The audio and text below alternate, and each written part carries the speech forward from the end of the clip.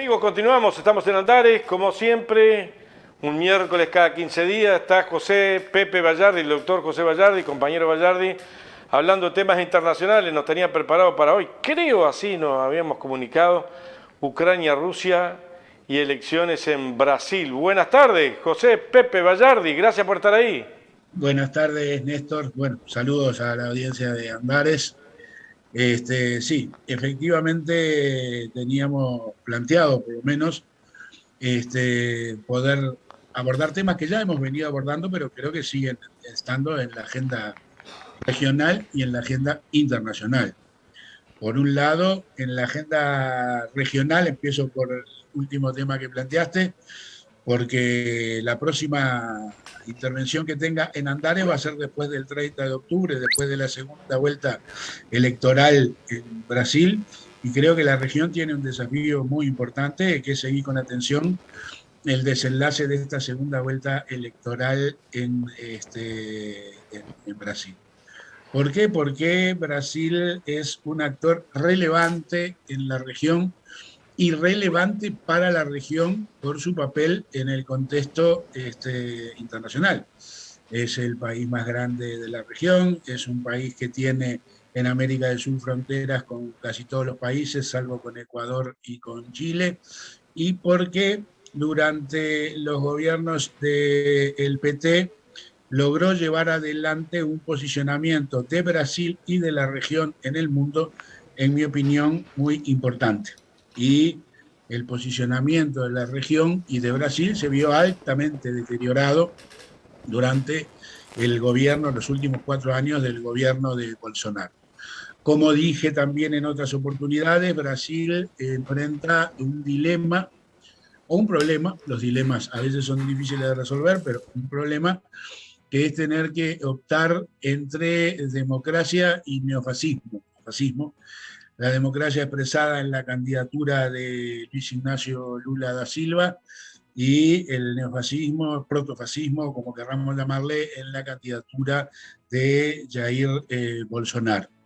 Incluso he visto, y lo dije creo que en una de las oportunidades anteriores, que analistas internacionales uruguayos que muchas veces informan desde Bruselas o de Bélgica, habían dicho que en realidad con el resultado de Bolsonaro en la primera vuelta se garantizaba cierta presencia de la derecha y la centroderecha. No, no, no, no. Con el resultado de Bolsonaro, mal que me pese a mí, con el respaldo que tuvo del orden del 43%, se expresa la ultraderecha de tipo fascista, antidemocrática. Basta ver lo que ha sido el desarrollo de Bolsonaro en su gobierno, porque la Porque centroderecha, o sea, lo que también una parte de la derecha que está respaldando a Lula en esas alianzas que hicieron exactamente democráticas. a esto iba, la centroderecha democrática, la que entiende la necesidad de los valores de la institucionalidad democrática, está respaldando a Lula. Diríamos, expresa en la candidatura de la propia vicepresidencia de Gerardo Alquimín, que había sido contrincante electoral de Lula en más de una oportunidad, se expresa en la candidata del MDP, que había salido tercera, se expresa bueno, le faltó un poco de entusiasmo, pero también en el partido trabajista que estaba apoyando a Ciro Gómez. O sea, todos han hecho pronunciamiento por Lula, y porque creo que cuando la cuestión es entre democracia y fascismo, identificar bien cuál es el enemigo principal en un contexto histórico determinado se transforma en una de las definiciones principales desde el punto de vista político. Entonces yo creo que la región debe seguir con mucha atención, los uruguayos y las uruguayas debemos seguir con mucha atención este resultado electoral, que no es para nada irrelevante desde el punto de vista del futuro regional, y se acercan los últimos 15 días o menos, para llegar a ese desenlace, y creo que debemos estar, en mi opinión, atentos, muy atentos a este resultado. Obviamente, yo creo que las chances están para el triunfo de Lula, He visto con mucha preocupación a algunos actores en el Uruguay que en realidad, si bien no salen a festejar por Bolsonaro, porque sería festejar por un fascista, en realidad deslizan en algunos de sus comentarios cierta opción que vergonzantemente no la defienden por el bolsonarismo, lo que creo que es un error muy importante.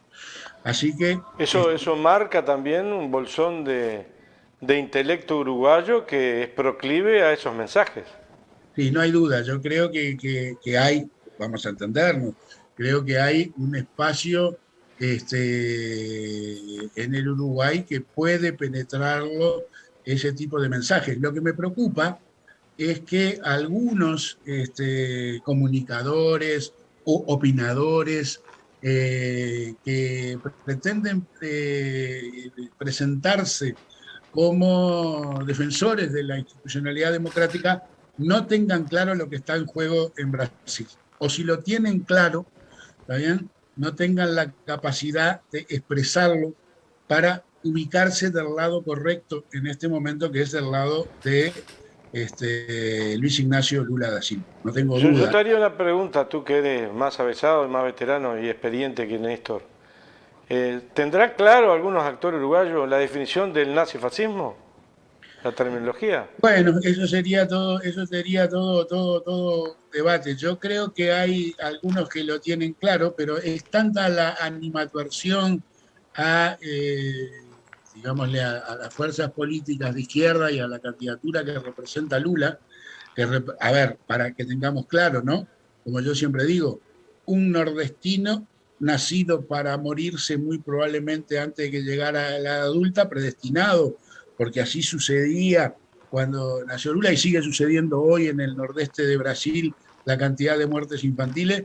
Logró emigrar después de 11 días a San Pablo, se transformó en un dirigente metalúrgico, fue un factor muy importante de la reconquista democrática en Brasil, llegó a presidente y fue uno de los presidentes más importantes de Brasil de cualquier tiempo analizado. Por lo que hizo por Brasil, por colocar a Brasil en el sexto lugar de la economía mundial, por haber sacado de la pobreza 40 millones de brasileros, por haber permitido que ingresaran a la universidad 4 millones de jóvenes predominantemente negros, por haber sido el presidente o bajo las presidencias del PT donde más universidades se construyeron, siendo él, como dice, un no universitario. Entonces, este tipo de cosas en realidad son las que yo creo que nos deben llevar a saber posicionarnos, ¿no? Y lejos de la propaganda que se le hizo, en realidad amplió de manera significativa los derechos en una sociedad que estaba acostumbrada y que sigue estando acostumbrada a la exclusión de millones de sus ciudadanos. Así que yo creo que hoy yo siempre alineé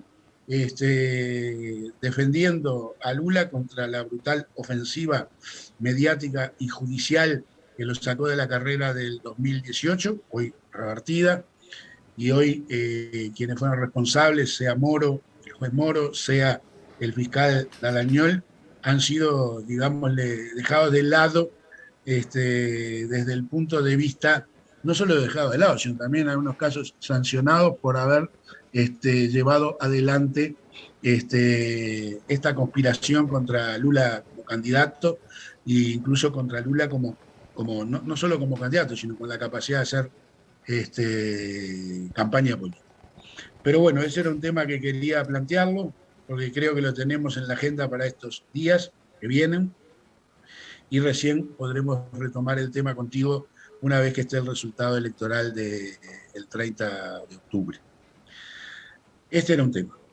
El otro tema que habíamos intercambiado, de poder seguir conversando, porque a veces los temas entran en agenda, después se diluyen, después vuelven, después es el tema del conflicto de Rusia y Ucrania. Podemos llamarle la guerra a Ucrania, no hay ningún problema. Yo te agregaría algo más allí, Dime. que está vinculado a todo lo que está pasando en la vieja Europa o en la propia Europa, Sí, sí. con algunos movimientos. Hay que ver que estaba también algo de fascismo o democracia en Francia, pero ahora la gente salió a manifestarse, adquiere nuevamente un papel protagónico en las movidas en Francia, un avance del neofascismo y de la ultraderecha en Italia, algunas expresiones del canciller de Alemania que son temerosas, y algunas movidas que tienen que ver con eso de Rusia y Ucrania. Perdona que te introduje en No, algún está tema bien, más. está bien. Está bien, está bien. Yo pensaba efectivamente no solo limitarme a la situación del conflicto en el territorio ucraniano, sino a la situación que se está dando en Europa, ¿no? O sea, Europa a la salida de la Segunda Guerra Mundial generó en muchas sociedades europeas un estado de bienestar, llamémosle, en la mayoría Perdón, de... perdón, y no interrumpo más. Sí, Perdón. dime. También hay una gran movida ahora que es el Partido Comunista Chino, que estaba en pleno congreso, en donde, salado, yo escuché algo y mete, y los norcoreanos con los misiles, salado, está complicado, Bayardi. No Sí, interrumpo más. analizaremos, en este momento se está desarrollando el 20 Congreso del Partido Comunista de China. Se va a desarrollar hasta el día viernes. Tenemos recién las repercusiones del discurso del presidente Xi Jinping, secretario general del partido, jefe del comité militar y presidente de la República Popular China. Es lo que tenemos hasta ahora, veremos cuáles son las resultantes y cuáles son las declaraciones finales y los documentos aprobados, pero sin ningún lugar a duda vamos a tener que analizarlo para ver el alcance que tienen las definiciones de este Congreso, que va, sin ningún lugar a dudas, a tener en fin, un papel importante en lo que es el devenir del tiempo histórico. Así que lo dejamos para una vez que estén las resultancias del propio Congreso y más allá de la información que pueda trascender desde el punto de vista de los medios, veamos los documentos que terminan saliendo, Sí, claro. que salen primero en chino, en inglés y después recién en español. Podré leerlo en inglés, en chino no me da para aproximarme a la lectura, pero entiendo la preocupación y me parece bien el tema de ubicar eso como un tema de lo que va a ser central. Punto. Porque tiene que ver con el gas ruso, con el conflicto en Ucrania, con el conflicto de la energía en la vieja Europa, salado. Sí, hoy por hoy, a ver, en Europa decía yo que abandonado o entrado en la crisis de lo que era la sociedad del estado de bienestar, en realidad ha crecido los movimientos de derecha y de ultraderecha en Europa, ¿no? Lo vimos en las citas que tú hiciste, el crecimiento electoral en Alemania, el crecimiento electoral en Francia, el crecimiento en Italia. O sea, ese es un dato de la realidad. Y también tenemos que incorporar del otro lado de la balanza de este crecimiento la incapacidad de la izquierda, la centroizquierda europea para tener un proyecto que permitiera insertarse a Europa como un actor gravitante en el multilateralismo de este siglo XXI. O sea que en realidad esa ha sido una incapacidad bien importante de lo que era la izquierda socialdemócrata, centroizquierda socialdemócrata europea y la izquierda europea, que no ha tenido la capacidad de articular, rescatando los mejores valores de Europa, porque Europa tiene valores rescatables y Europa valores no rescatables, pero rescatables los mejores valores europeos, poder tener un proyecto diferenciado y no hacerle el seguidismo a la estrategia predominante de los Estados Unidos. O sea que este es un factor también que explica gran parte del crecimiento de la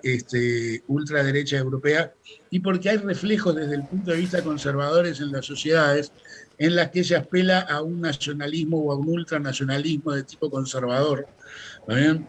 Que rechaza la migración, que rechaza las diferencias, que rechaza todo lo que en un momento determinado la socialdemocracia europea logró consolidar. Estoy pensando en un socialdemócrata como Olof Palme en Suecia, ¿no? Que fue asesinado en Suecia, primer ministro sueco, y esos valores ya no están, por lo cual termina predominando cierto grado de primitivismo, de respuestas que tienden a encerrar las soluciones dentro de los estados nacionales, despreocupándose de otro tipo de valores. Pero hoy, en Europa está habiendo movilizaciones muy importantes en muchos países europeos.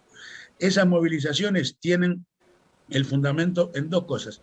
El alza del costo de vida, el alza del costo de vida y de la inflación. Tenemos huelgas del sector petrolero y de combustibles en Francia. Hoy veía imágenes de República Checa, manifestaciones muy importantes, y este tema que se está entrando en los fríos en Europa. Ojo que estamos entrando en el otoño, ya entramos en el otoño europeo y en los fríos europeos. Este tema, yo ya lo he expresado en anteriores oportunidades, va a tener repercusiones de naturaleza política en muchos países europeos. Punto uno. Este es el escenario de Europa. Hoy incluso veía en una entrevista de Fox News de Estados Unidos, ¿bien?, un periodista de Fox News que salía duro contra Zelensky, contra el presidente ucraniano, que demandaba de Estados Unidos que siguiera incrementando miles de millones de dólares en ayuda militar. Por lo cual también hay una situación que se deteriora adentro de los propios Estados Unidos, que tenemos que entender que tiene elecciones en noviembre ahora de medio término, y que en realidad no le está fácil para Biden y para el Partido Demócrata consolidar mayorías adentro para esta mitad de periodo que tiene. Y en Europa, vamos ahora al territorio de la guerra. Hoy trasciende, y vi en algunos noticieros ahora del mediodía, cierto grado de preocupación por el tema de el pedido del presidente. Ley marcial. Exactamente, el presidente Putin, de la ley marcial. A ver, yo creo que ya los territorios que eran el territorio de Donetsk, de Lugansk, de Zaporilla y de Kherson ya estaban bajo situación marcial. O sea, ya estaban, son territorios de guerra. En esos territorios de guerra, obviamente, la autoridad militar termina teniendo cierto grado de predominancia. Pero al quedar integrados estos territorios, después de los referéndums que la comunidad internacional no aceptó, pero que Rusia aceptó y los dejó integrando dentro de la Federación Rusa, obviamente la aplicación de la ley marcial tiene que tener respaldo institucional dentro del marco jurídico ruso al considerar sus territorios, y creo que va dirigido a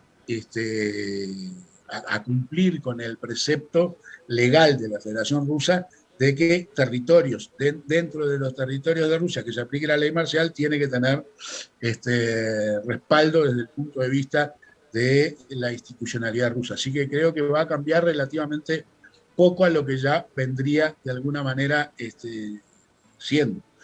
Y estamos ante una situación que obviamente Ucrania ha llevado adelante una ofensiva para tratar de recuperar territorio. Recuperó creo que el 8% del territorio que había, ¿cómo se dice?, tenido Rusia en su ofensiva. Pero hay un cambio cualitativo. Ese cambio cualitativo es que Rusia hasta el momento, he visto algunos analistas militares que han dicho, bueno, Rusia en los primeros momentos estuvo rodeando Kiev. Y es cierto que estuvo rodeando Kiev en los primeros minutos del 24 de febrero a los primeros días de marzo. Tuvo creo que 64 kilómetros, ¿está bien?, de blindados y de componentes alrededor de Kiev. Y yo creo que lo hizo no porque estuviera dirigido a atacar Kiev, sino porque quería contener en el entorno del oeste y de Kiev, particularmente fuerzas militares ucranianas, mientras se desarrollaban en el Donbass. Y después se retiró. Y solo atacó, hasta este momento, hasta lo que sucedió en el puente de Crimea, solo había atacado infraestructura de naturaleza militar en lo que es el oeste de Ucrania. ¿Está bien? O sea, había atacado, llamémosle, infraestructura militar. Y se había abstraído bastante de atacar infraestructura civil. Por más de un motivo, yo ya lo he explicado acá también. En realidad, Rusia está pegado a Ucrania.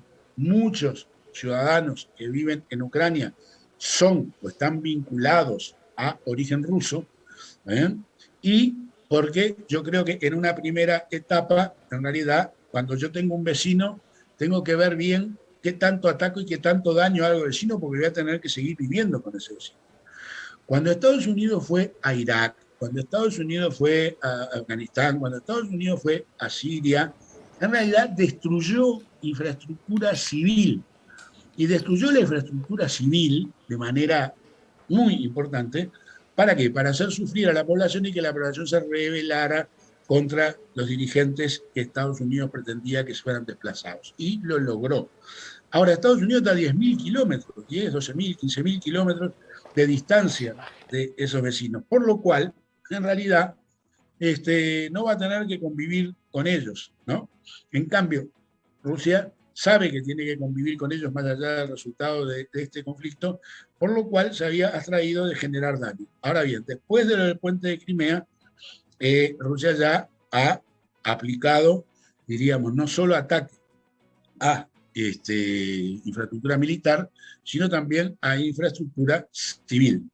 A infraestructura civil, que hasta el momento no había atacado. Nosotros veíamos en algunas cosas a Zelensky caminando por las calles de Kiev y todo, por lo cual, para el oeste de Ucrania, la guerra era algo que, si bien se desarrollaba en Ucrania, todavía no estaba llegándole.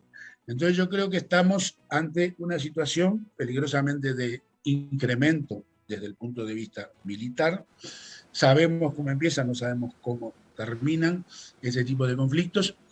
Ya debería haberse planteado con mucha fuerza el tema de la solución política. Ya hemos hablado acá cuál pienso yo que son los contenidos de una solución política, político-diplomática, si se quiere, también para alejar la eventualidad de un incremento de la conflictividad que pudiera derivar si en un conflicto ya de naturaleza nuclear. ¿Por qué? Porque hay dos cosas que están claras. Estados Unidos no permite ningún proceso de negociación respecto a Ucrania y pretende seguir dañando a Rusia todo lo que sea posible para debilitarla, pero hay que tener claro que Rusia tampoco puede admitir que termine perdiendo este conflicto. Porque terminar No, no, perdiendo este no, conflicto, Pepe, sí, no solo la debilita a Rusia, sino que lo que trata también colateralmente es debilitar a la propia Europa. sí, claro. Bueno, a la propia Europa ya la ha debilitado de una manera descomunal. ¿Por qué? Porque gran parte del bienestar que había tenido Europa lo había logrado en base a la energía que provenía de Rusia a precio barato. Y eso le permitía tener niveles de competitividad muy importantes desde el punto de vista productivo. Ahora bien, ahora en realidad, bueno, ni hablar de lo que ha pasado con el gasoducto del Nord Stream 2 y del Nord Stream 1, del sabotaje que hubo, que nadie se anima a decir que en realidad ese sabotaje solo puede tener un actor relevante de haberlo llevado adelante, que son los propios Estados Unidos. Decía, porque ¿a quién favorece el sabotaje de dejar alterados los gasoductos que transmitían gas desde Rusia a Europa? A los que lo pagaron y lo hicieron, no, porque terminado el conflicto podría restablecerse esa línea. Ahora, en realidad, han sido afectadas. Y el gran proveedor del gas que ya no viene de Rusia termina siendo Estados Unidos. Ojo que hay muchos países europeos que están protestando por el precio que está cobrándole Estados Unidos, las empresas estadounidenses, para la provisión de gas, porque es un precio 2, 3 o 4 veces más caro que el que estaban teniendo antes de que existiera ese conflicto. Por lo cual, en realidad, lo que ha logrado Estados Unidos es subordinarlo desde el punto de vista político a Europa, en lo que tiene que ver con las definiciones que Europa ha estado tomando, pero también lo ha subordinado desde el punto de vista económico en la dependencia energética que ha llevado adelante. Por lo cual, el estado de debilitamiento de Europa por haber carecido de una línea propia, de una línea autónoma de los intereses de los Estados Unidos, a esta altura, yo no sé cuánto tiempo tardarán para poder revertirlo si efectivamente quisieran revertirlo. Uno extraña hoy, lo que yo lo que digo, ¿no? Extraña hoy, esto parece paradójico, nunca pensé que lo terminara de admitir, extraña el posicionamiento de Angela Merkel, ¿bien? Que tenía claro, o que tuvo claro, que a través de la cooperación, en realidad se aventaban, se alejaban las posibilidades de un conflicto entre Alemania y Rusia. Esto hoy no lo veo en ningún liderazgo europeo que proyecte a una Europa que pueda tener incidencia importante en el contexto del mundo que se viene. Esto es Me duele, diríamos, ¿no? Lo estoy diciendo, cuando lo digo me duele porque obvio que es un actor importante, o debería ser un actor importante, en la que vuelvo a repetir, en la que pudieran rescatar los mejores valores, ¿no? Los mejores valores, no los peores que pudo haber tenido Europa en algún momento, sino los mejores valores en torno a colaborar con un mundo multilateral basado particularmente en el derecho internacional. Pero bueno, Ministra en Inglaterra. Sí, van a teclear mucho, yo ya lo dije, no puse ningún país en particular, en mi opinión van a teclear muchos gobiernos europeos. De los que están instalados van a teclear en este invierno inmediato muchos gobiernos europeos, más de un gobierno. ¿Hay alguna salida más allá de la capitulación o no capitulación de cualquiera de los actores, que está complicado y difícil por el fenómeno de estar de Estados Unidos detrás y porque están un nuevo orden mundial? Eso es lo que se está planteando ni más ni menos por parte de Estados Unidos. Patear el tablero y decir, acá tenemos que salir ganando nosotros. En el marco de todo eso, ¿hay salida para Europa? Yo creo que la salida para Europa debería haber sido tratar de buscar una solución política negociada. Esa solución política negociada debería haber implicado buscar la solución en su momento para las provincias, para las repúblicas del Donbass. Hoy va a tener que ser buscar una solución política para las repúblicas ya rusas incorporadas a Rusia y la península de Crimea, y haber hecho un fuerte compromiso de desmilitarizar desde el punto de vista nuclear Ucrania. Esto debería haber sido el compromiso en la que ya quedara dirimido la solución política negociada para aventar el tema de la guerra. No lo fue. Estados Unidos siguió incrementando y sigue incrementando el tema de la ayuda militar para que sigan combatiendo y persistiendo esta situación bélica. Vuelvo a repetir, Rusia va a responder, no tiene otra ya, en mi opinión, no tiene otra que responder, salvo que admita un debilitamiento en fin, que le va a condicionar décadas en lo que tiene que ver con el protagonismo internacional, y Europa, si no decide actuar de otra manera, va a relegar un papel de seguimiento o seguidismo a los Estados Unidos, que la va a hacer perder incidencia cada vez más fuerte en el contexto internacional. Rusia además tiene un desafío que es el económico, ¿sí? Y el estratégico desde el punto de vista militar, cosa sí, que no va, el objetivo que uno ve ahí a corto plazo es que tiene que reaccionar y profundizar el conflicto para ganarlo. Ahora, en el marco de todo eso hay provocaciones en la isla de Taiwán, hoy. Sí, en el marco de todo eso está Corea del Norte, hay provocaciones permanentes allí. Sí. Bueno, el discurso de Xi Jinping, una parte que no analizamos, pero la parte de inicio en el discurso de Xi Jinping, ¿está bien?, es que no va a tolerar, así tenga que llegar a la parte militar, ¿está bien?, a que haya intervenciones extranjeras que pongan en cuestión el carácter de que Taiwán es parte de China. O sea, hay una parte del discurso que hizo en el origen, en el discurso de apertura del lunes, creo que fue, en la que deja con claridad expresado esto, ¿no? Y yo también deja con claridad en ese informe, por una parte de la que yo vi, de la inversión desde el punto de vista de tecnificación del ejército y tecnificación del ejército en todo nivel, también desde el punto de vista estratégico técnico. Sí, esto ya viene siendo arrastrado desde hace tiempo. Estoy hablando de unos cuantos años atrás, 2015, 2016, no me acuerdo en qué reunión del Comité Central del último periodo, del Comité Central del 19 Congreso del Partido, en la que se ha reafirmado el tema de la potenciación militar y el desarrollo de capacidades militares para enfrentar cualquier tipo de situación futura, ¿no? O sea que esto lo va a seguir reafirmando frente a las provocaciones que Estados Unidos lleva adelante estimulando a los sectores independentistas de Taiwán, ¿no? Pero bueno, esto es parte, sí, sin duda, del escenario global y del contexto de lo que tenemos en la agenda internacional. Un escenario que ya estamos terminando, estamos en hora, pero hay un escenario también, quiero recordártelo o recordarlo a los televidentes, en el cual, con órdenes de Trump y del Pentágono, en los países europeos, los países miembros de la OTAN tienen un tanto por ciento de su PBI que aportarlo a la OTAN. Estaban todos atrasados. Norteamérica dijo que iba a salir de allí, los obligó a que pongan el PBI que tienen que poner. O sea, si estarían preparados estos aviones, ¿no? Si estarían preparados, que hoy tiene más soltura económica, más entre toda la vieja Europa y más soltura económica para negociar tiene los Estados Unidos.